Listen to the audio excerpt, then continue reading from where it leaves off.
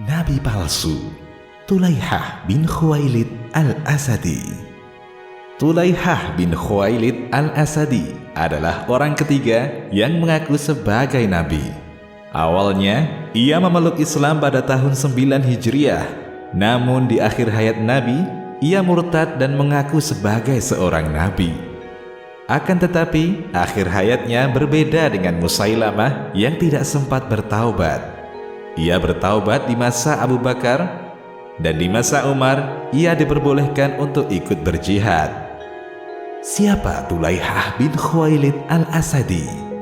Tulaihah adalah seorang dukun dari Bani Asad. Ia mengklaim sebagai seorang nabi di akhir masa kehidupan Nabi Muhammad SAW. Jadi, ia sama seperti Musailamah dan Al-Aswad Al-Unsi, mengaku nabi di saat Nabi Muhammad SAW masih hidup. Tulaihah tinggal di Buzakhah, sebuah tempat yang merupakan sumber air milik Bani Asad. Pengakuan Tulaihah sebagai seorang nabi mulai dikenal banyak orang setelah wafatnya Nabi SAW. Kaumnya pun mengikutinya. Mereka batalkan perjanjian damai dengan kabilah Thayy' dan Al-Ghawth. Kemudian mereka bersekutu dengan Ghatafan, kabilah di ujung Arab yang memang berselisih dengan Madinah. Bani Asad adalah sebuah kabilah yang bermukim di wilayah Najd. Mereka tinggal bertetangga dengan kabilah Thayy' di sebelah timur dan Bakar di sebelah selatan. Di sebelah utara ada kampung kabilah Hauzan dan Ghatafan. Dan di sebelah barat adalah kabilah Abdul Qais dan Tamim.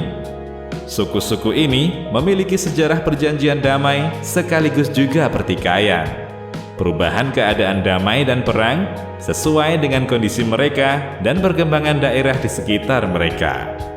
Bani Asad pernah memeluk Islam pada tahun 9 Hijriah atau yang dikenal dengan Amul Wufud, yakni tahun datangnya utusan-utusan. Datang utusan Bani Asad menuju Madinah untuk berbaiat kepada Nabi SAW. Mereka berikrar untuk memeluk Islam. Jumlah mereka yang datang saat itu 10 orang. Di antara mereka adalah Dirar bin Al-Azur, Wabisah bin Ma'bad, Tulaihah bin Khuwailid, dan lain-lain. Mereka berkisah tentang sengketa mereka dengan kabilah tetangga, yakni Bani Thayy'. Nabi berusaha menengahi perselisihan ini. Nabi menulis surat kepada mereka, sebuah surat yang ditulis oleh Khalid bin Sa'id. Bani Thayy' menanggapinya. Syaratnya, mereka tak boleh mendekati sumber air dan tanah Thayy', karena air Thayy' tidak halal untuk mereka, dan jangan mengolah tanah mereka orang-orang dari mereka. Mereka menunjuk Qudai bin Amr, seorang dari Bani Adrah, sebagai pegawai mereka. Ibnu Sa'ad, kabilah Asad, Ghatafan, dan Thayy' sebenarnya sudah saling berdamai sejak zaman jahiliyah sebelum masa nubuah. Kemudian terjadi perselisihan antara mereka. Thayy' keluar dari perjanjian. Asad dan Ghatafan pun menjauh dari mereka. Perselisihan inilah yang ingin diurai oleh Nabi SAW agar orang-orang Bani Asad tak lagi dilarang mengambil air dan mengolah tanah yang ada di Thayy'. Saat Tulaihah mengumumkan diri sebagai nabi dan semakin kuat gaung pengakuan tersebut setelah wafatnya Nabi Muhammad SAW, orang-orang Ghatafan menerima pengakuan itu karena mereka bermusuhan dengan Quraisy. Uyainah bin Hisan al-Fazari mengatakan, "Aku tak mengetahui keadaan Ghatafan sejak terputusnya hubungan antara kami dengan Bani Asad. Sungguh, aku akan memperbaiki perjanjian damai antara kami di masa lampau dan mengikuti Tulaihah. Demi Allah, mengikuti seorang nabi dari dua kelompok yang menjadi sekutu lebih aku cintai daripada mengikuti Quraisy.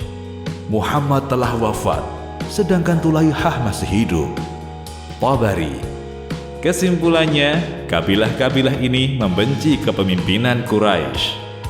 Pengakuan si nabi palsu. Tidak jelas apa yang memotivasi Tulaihah mengaku sebagai nabi.